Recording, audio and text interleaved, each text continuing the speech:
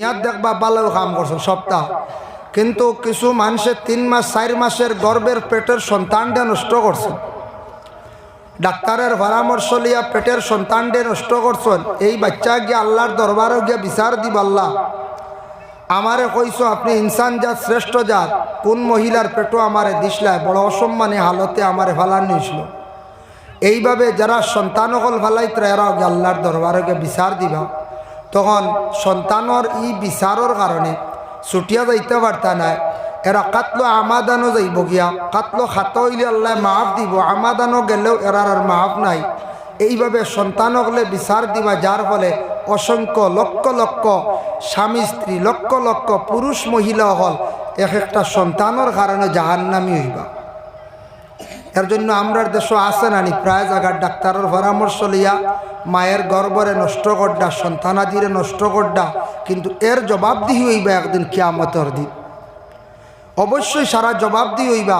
কারণ জাহিলিয়তের যুগে, প্রথম যুগে এমন এক যুগ আসলো, এমন এক সময় আসলো, সেই সময়ে সেই যুগে কন্যা সন্তান হলরে তারা পছন্দ করত না।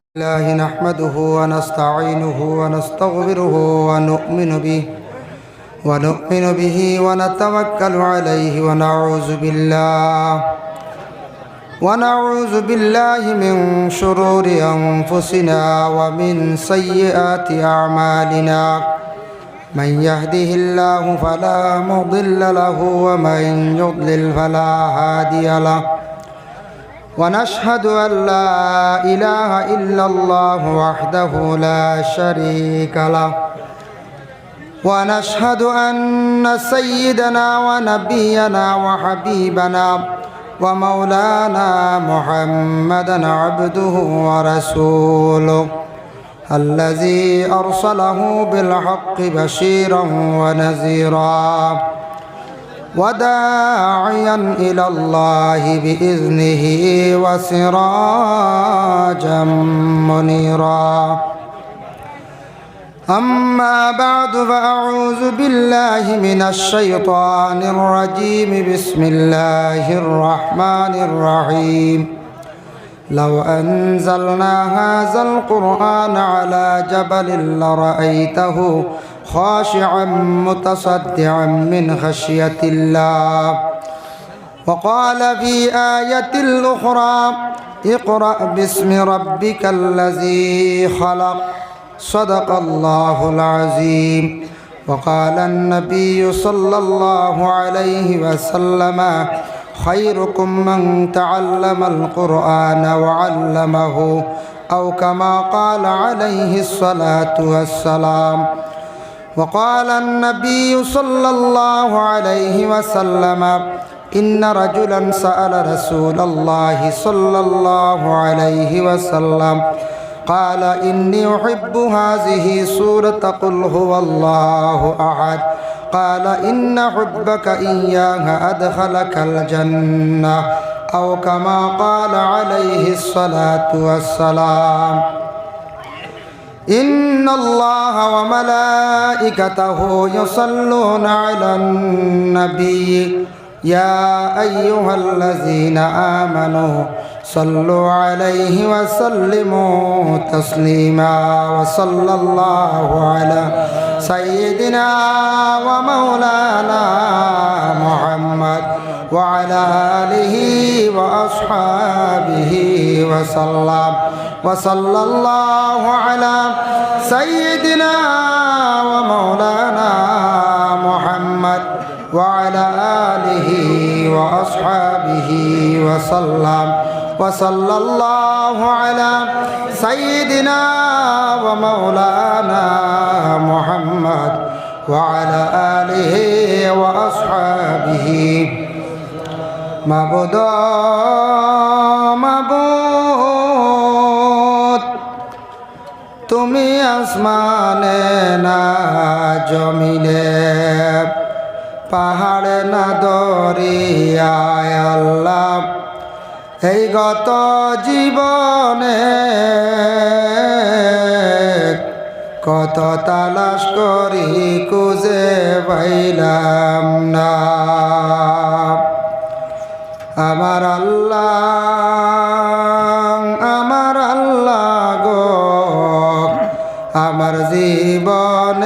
গুনাহ মাফ করছনি আমার আল্লাহ গো আমার জীবনের গুনাহ মাফ করছনি তুমি আদম নবীর সঙ্গে কইছ কথা ওই আরাফাতে নিয়া ইউনূস নবীর সঙ্গে কইছ কথা ওই আরাফাতে নিয়া আমরার সঙ্গে কথা কইবাইনি গো আল্লাহ আমরার সঙ্গে কথা কইবাইনি গো আল্লাহ ওই আজরাইল পাঠাইয়া গো আল্লাহ আল্লাহ কারো আল্লাহ জানো তোমার মনে আমার আল্লাহ গো আমার আব্বা আমার গুনাহ মাফ করছনি আমার আল্লাহ গো আমার আব্বা আমার গুনাহ মাফ করছনি তুমি ইব্রাহিম নবীর সঙ্গে কইছ কথা ওই আগুনে ফেলিয়া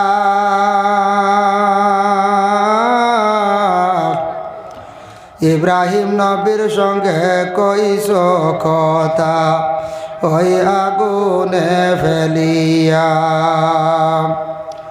আমরার সঙ্গে কথা কইবাইনি গো আল্লাহ আমরার সঙ্গে কথা কইবাইনি গো আল্লাহ ওই গরম পানিতে গোসল দিয়া গো আল্লাহ আল্লাহ কারো আল্লাহ জানো তোমার মনে আমার আল্লাহ গো আমার দাদা দাদির গুনাহ মাফ করছনি আমার আল্লাহ গো আমার দাদা দাদির গুনাহ মাফ করছনি আমার আল্লাহ গো আমার জীবনের গুনাহ মাফ করছনি আম্মা বাদ বাহাদুরপুর প্রথম খণ্ড উত্তরমুরা জামে মসজিদ সংলগ্ন মাঠে যুব আহলে সুন্নাত ওয়াল জামাতের ব্যবস্থাপনায় এক আজিমুশান ওয়াজ মাহফিল এই মাহফিলের মহামান্য সভাপতি হজরত মৌলানা কুতুবুদ্দিন সাহেব মাদ্দাজিল্লুল আলিয়া আজকের এই মাহফিলের প্রধান অতিথি ও বিশেষ অতিথি দিগর উলামায়ে কেরাম সম্মানী মুরব্বিয়ান আজম যুব সমাজ ভাই হল পর্দার আড়ালের অবস্থানগত পর্দানিশিনী মা ও বোনেরা আল্লাহ তাবারক ওয়া তাআলার কাছে লাখ কোটি শুকরিয়া যে যুব সমাজের উদ্যোগে যে মাহফিল আয়োজন করা হয়েছে সেই নেক মাহফিলের মধ্যে আমরা এত রাত মাহফিলের মধ্যে ধৈর্য সহকারে আরামর বিছনারে ছাড়িয়া মাহফিলের মধ্যে আমরা যারা অংশগ্রহণ করছি মহান আল্লাহ পাক রব্বুল আলামিনের দরবারে আমরা শুকরিয়া আদায় করি সকল আলহামদুলিল্লাহ মুহতারাম হাজিরিনে কেরাম তেমন বেশি লম্বা আলোচনা করতাম না পরবর্তীতে আপনার দাওয়াত রয়েছে শিরনির ব্যবস্থা আছে সারা শিরনি খাইয়া যাইবার আমি যতটুক ইনশাল্লাহ সম্ভবত আলোচনা করার চেষ্টা করবো আল্লাহ তৌফিক দিতা আমি যেহেতু রাইট গভীর হয়ে গেছে গিয়া কিছু আলোচনা করি পরবর্তীতে শেষে আপনার খেদমত কিছু গপসপ করব সর্বশেষে আবার মিলাদ শরীফ পড়িয়া মাহফিলের শেষে দোয়া হইব দোয়াত শরীক হইবা ইনশাল্লাহ খার খাতিরে দোয়া কবুল হইব হইতে পারবেন হইতে জি না এর জন্য আমার দেওয়া হয়েছে কিছু বিষয় শিক্ষা বিভাগ নিয়ে কিছু শিক্ষা সম্পর্কে আলোচনা করব আরও অন্যান্য বিষয় নিয়ে আলোচনা করার চেষ্টা করবো আল্লাহ তৌফিক দিতাম আমরা ইলামকে শ্রেষ্ঠ জাত মানব জাত আল্লাহ পাক রব্বুল আলামিনে এই দুনিয়ার জমিনের মধ্যে মখলুকাত ওগুলোর সৃষ্টি করছেন 18,000 মখলুকাত। এর মধ্যে আমরা হইলাম যে শ্রেষ্ঠ, আমরারে আল্লাহ সম্মান দান করছেন। লাকাদ কাররামনা বানি আদম, অর্থাৎ আওলাদে আদম যারা এরারে সম্মানিত করছেন। আর ইনসান জাতির আল্লাহ সবটাকে সুন্দরভাবে সৃষ্টি করছেন। লাকাদ খালাকনাল ইনসানা ফি আহসানি তাকওয়িম, ইনসান জাতির আল্লাহর যাতে সবটাকে বিবেক জ্ঞান বেশি দান করছেন। আমরা ইনসান, আমরারে আল্লাহ সুন্দরভাবে সৃষ্টি করছেন, আমরারে বিবেক দিছেন। আমরা চক্ষুর আড়ালে যারা আছে, আমার আগর বক্তা হজরত মৌলানা ইমাদুদ্দিন সাহেব বয়ান করছেন কিছু জিন্নাত সম্পর্কে, করছেন না? জিন্নাত সম্পর্কেও আলোচনা করছেন। এই জিন্নাত আমরার চক্ষুর আড়ালে, কিন্তু ইনসান ও জিন্নাত উভয় দুই জাতিরা আল্লাহর ইবাদত করতে লাগে। যাদের আল্লাহ পাক রব্বুল আলামিনে সৃষ্টি করছেন শুধু ইবাদতের জন্য, এরার কিয়ামতের দিন হিসাব নেব হইব। কিন্তু আহসানুল মাবাইস সেই কিতাবের মধ্যে দেখলাম দুনিয়াত অনেক পশু অকল আসন, গরু আসন, কুকুর আসন, মেকুরও আসন। ইতারে আমরা ফালিয়ার কিছু মানুষে গরুরে বড় কষ্ট দিছন, এর বিচারও কিয়ামতের দিন হইব। গরুরও বিচার হইব, গরুয়ে গিয়া বিচার দিব আমারে 12টা পর্যন্ত হাল চুইছন, এখন তো হাল চোয়া আছেন জি না, তবুও কেউ গরুর দুধর গাইরে বান্ধিয়া খুব বেশি মারছন, দুধ কি রইবার লাগে, ইলাও হাড়াইট ঢুকাই না সিফাত, খুব বেশি মারণ কষ্ট দে, হেও বিচার প্রার্থী হইব কিয়ামতের দিন। যে গরুর শিং আসলো না, হে গিয়া বিচার দিব আল্লাহ জমিনও আমার শিং দিসলায় না, আমারে আরেক শিংগালায় খুব বেশি মারছে। আল্লাহ কইবা তোর শিং দেব হইল, তুই নৌ বদলা লইলাও। কিয়ামতের দিন যার শিং আসলো দুনিয়াত এর নাই, কিয়ামতের দিন এনর থাকতো না। আর যারা দুনিয়াত আসলো না তারে শিং দেব হইব, হে তার শিং দিয়া বদলাই লইব। দুনিয়ার জমিন থাকি বিদায় হইব আমরা, কিন্তু হাসরের ময়দানও ভয়ানক সুরত হইব। কিছু সংখ্যক মানুষের, কিছু পশু অগলে গিয়া বিচার দিবা, তারও বিচার হইব হাসরের ময়দানও। কিছু সংখ্যক মানুষ কিয়ামতের দিনে আটকি যাইবা, দুনিয়াত দেখবা কোনো গুনাহ করছেন না, কিন্তু হাসরের ময়দানও আটকি যাইবা। বলে কিলা? দুনিয়াত দেখবা ভালো কাম করছেন সপ্তাহ, কিন্তু কিছু মানুষের 3 মাস 4 মাসের গর্ভের পেটের সন্তানটা নষ্ট করছেন। ডাক্তারের পরামর্শ লিয়া পেটের সন্তানটা নষ্ট করছেন। এই বাচ্চা গিয়ে আল্লাহর দরবারে গিয়ে বিচার দিব, আল্লাহ আমারে কইছো আপনি ইনসান জাত শ্রেষ্ঠ জাত, কোন মহিলার পেটও আমারে দিসলায়, বড় অসম্মানী হালতে আমারে ফালান নিয়েছিল। এইভাবে যারা সন্তান অকল ফালাইতরা এরাও গিয়ে আল্লাহর দরবারে গিয়ে বিচার দিবা।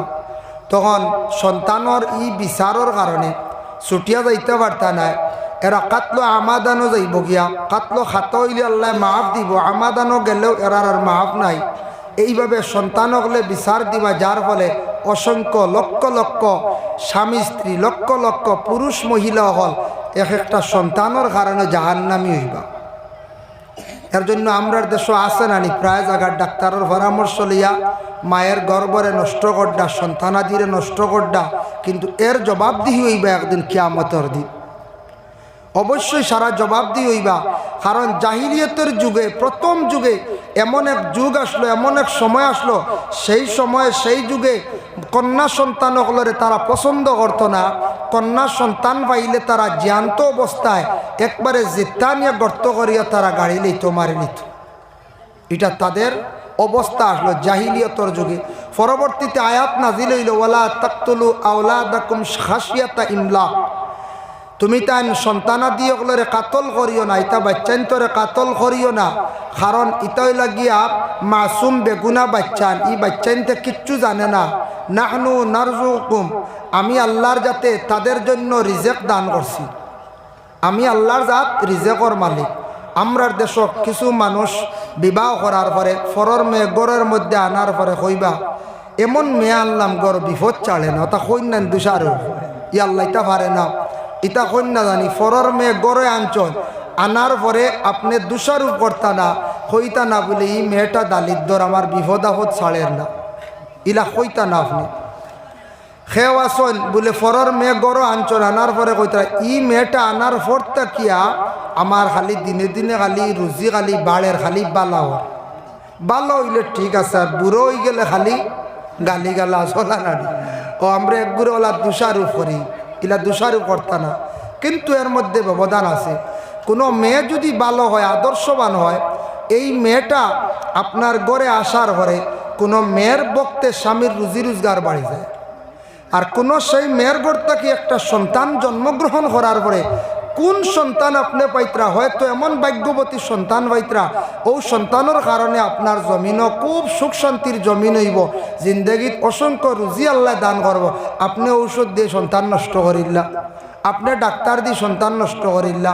যার কারণে আমরা এটা দোষারোপ কখনো করতাম না। যারা করেন এরার ইমান কমি, তারা আল্লাহর কাছে দোয়া করতো বলে, আল্লাহ আমি যে মুসিবতও পড়ছি, মুসিবতটা কি আপনি আমার উদ্ধার করক, মুসিবতটা কি আমারে উদ্ধার করক।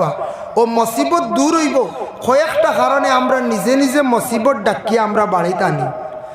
মানুষের বাড়ির মধ্যে যখন আল্লাহর রহমতর ফরিস্তা হল যাওয়া বন্ধ হয়ে যায়, রহমত বন্ধ হয়ে যায়, তখন মানুষের অনেক বুড়া জিনিসে দেখা দিলে। যেমন আল্লাহর রসুলে ফরমাইন কয়েকটা কারণে মানুষের বাড়ির মধ্যে, মানুষের ঘরের মধ্যে আল্লাহ পাক রব্বুল আলামিনের পক্ষ থাকি রহমতর ফরিস্তা হল যাই না। এক নম্বর হইল যারা মানুষে পবিত্রতারে অর্জন করেন না। ওয়া ইন কুনতুম জুনুবান ফাত্তাহারু, কোরআনের হুকুম হয়ে থাকছে যখন তুমি জুনাবত ওয়ালা হয়ে যাবে, বিবাহিত স্বামী স্ত্রী তোমাদের মিলনের পর যখন গোসলটা ফরজ হয়, এই ফরজ গোসলটা তুমি তান কোন সময় করতে, সূর্য উদিত হওয়ার আগ মুহূর্ত। হঠাৎ যদি কোনো দিন ব্যতিক্রমে আপনার সূর্য উঠে গেছে গিয়া, তাই তাড়াতাড়ি অজুর হালতে থাকার চেষ্টা করো।